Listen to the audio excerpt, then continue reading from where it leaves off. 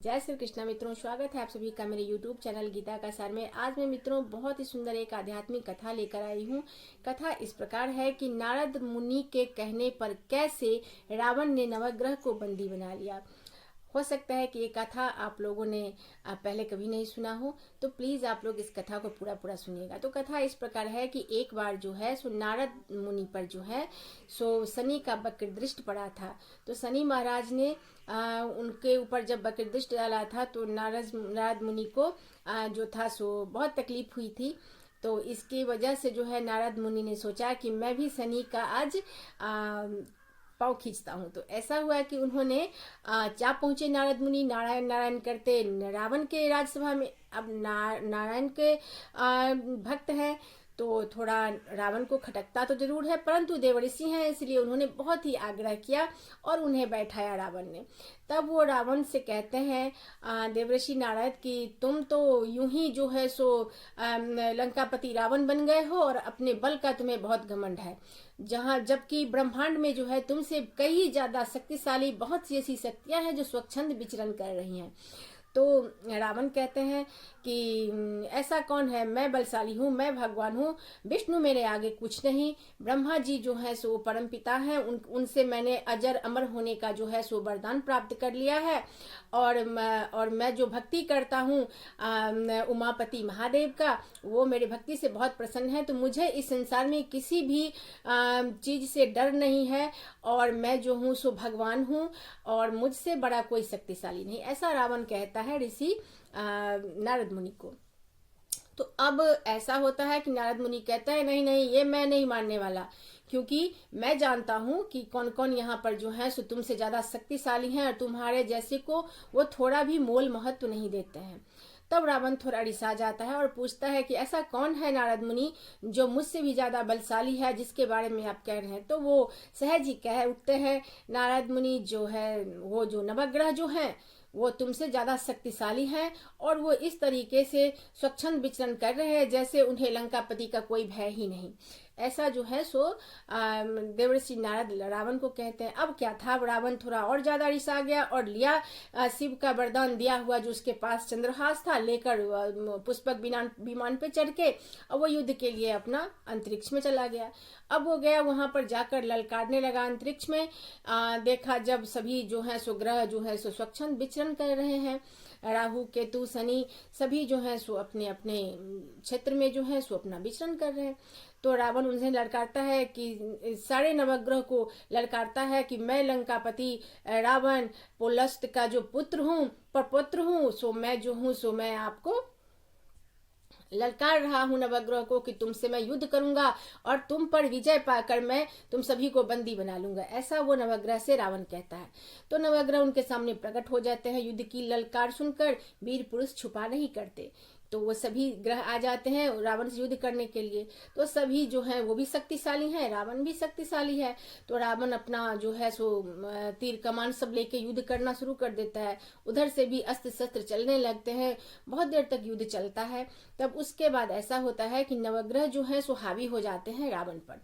तो अब रावण क्या सोचता है कि एक वो जो चंद्रहास था उसका जो है सो वो मंत्राचार करता है और जो है सो उसी से वो पाश निकाल कर जो है सो उसको बांधने के लिए, नवग्रह को बांधने के लिए वो छोड़ता है। अब वो छोड़ने लगता है तो इधर से भी जो है शक्तिशाली हैं नवग्रह, तो वो भी अपना अस्त्र छोड़ते हैं जिससे कि रावण का मृत्यु हो जाए। परंतु जैसे ही वो अस्त्र नवग्रह अस्त्र छोड़ते हैं कि रावण के हृदय पर जो है साक्षात महेश उमापति महादेव जो है सो विराजमान हो जाते हैं। जब उनका दर्शन हो जाता है नवग्रह को तो वे सब अपना अस्त्र शस्त्र नीचा करके और श्री महादेव का जो है सो वो लोग नमन करते हैं नवग्रह। और रावण के द्वारा छोड़े गए महेश के द्वारा महादेव के द्वारा जो दिया गया अस्त्र रावण ने छोड़ा था उससे वो पास में बंधा जाते हैं और सारे नवग्रह को जो है सो जो रावण जो है सो वो अपने बंदी गृह ले जाता है और वहां पर जाकर उनको कारागार में बंद कर देता है। तब शनि रावण से कहते हैं कि एक समय ऐसा आएगा रावण, अभी हम लोग जो है सो महादेव तुम्हारे साथ हैं। इसलिए महादेव को देखकर हम लोगों ने जो है सो त्रिभुवन पति को हमने देखा है तुम्हारे हृदय में, इसलिए हम तुम्हारे बंदी बन रहे हैं, वरना अभी तुम्हें धराशायी कर देते। ऐसा कहते हैं शनिदेव। और शनिदेव को जब वो बंदी बनाकर घर में रखता है बांध कर, तब वो कहते हैं कि एक सुन रावण, एक समय ऐसा आएगा कि जब तू मेरे वक्र दृष्टि के मध्य में होगा और मेरा वक्र दृष्टि तुझ पे पूरा सीधे सीधे पड़ेगा और तू समूल नष्ट हो जाएगा, तुम्हारा परिवार नष्ट हो जाएगा, तेरे सहित लंका में तुम्हारे लिए रोने वाला भी कोई नहीं बचेगा। ऐसा शनिदेव कहते हैं, क्योंकि तुम्हारा जो है सो मारने वाला जो है वो आने ही वाला है। तो रावण बहुत ही जोर से अट्टहास करता है कि कहता है, अरे शनि, अभी तू मेरा बंदी है, तू मेरा क्या बिगाड़ सकता है, और ऐसा दिन कभी नहीं आएगा कि मैं तुम्हारे वक्र दृष्टि के सामने में आऊंगा, मैं ऐसा होने ही नहीं दूंगा, मैं काल को पास में बांध कर तेरे साथ ही बंदी बनाकर रखूंगा, मैं अपने सिंहासन के खूंटी से मृत्यु को बंदी बनाकर रखूंगा। ऐसा रावण कहता है शनिदेव को।